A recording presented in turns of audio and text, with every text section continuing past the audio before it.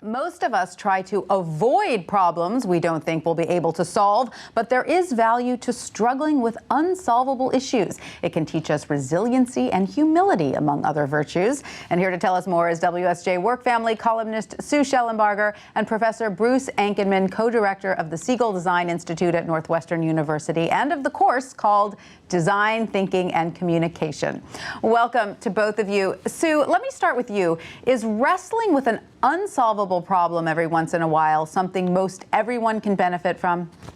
It doesn't sound like a lot of fun, but actually as you struggle for answers, you learn new ways of thinking. In the case of this course, where the engineering students are trying to design assistive devices for people with handicaps or disabilities, they really learn empathy as they try to understand the user's needs, and also humility as they realize how tough it is to overcome some of these obstacles. Absolutely. And Professor Ankenman, how have you seen your students specifically benefit from wrestling with these problems?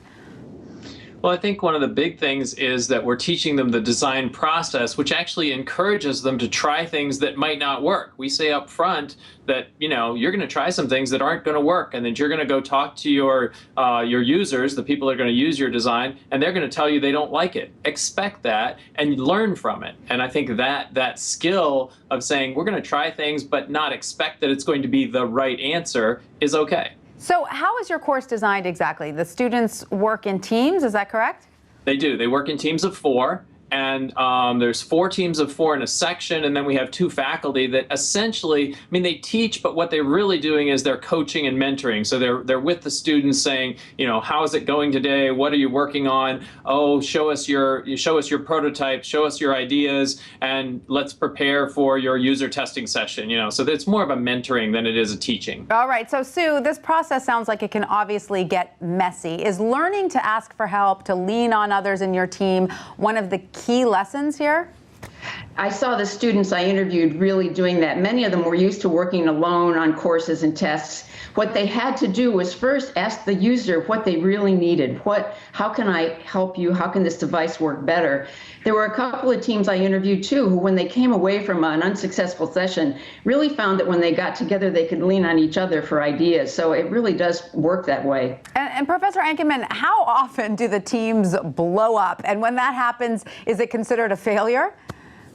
So it does happen. I would say it's probably, in the 20%, 30% range, something like that, some sort of blow up where the teams aren't getting along. But just like with anybody else, they have to work through it. Right. This is like what you would find in your professional setting, and the faculty are there to help them do that. Right. So Sue, learning to handle this failure, if that's what happens, is part of the lesson, correct?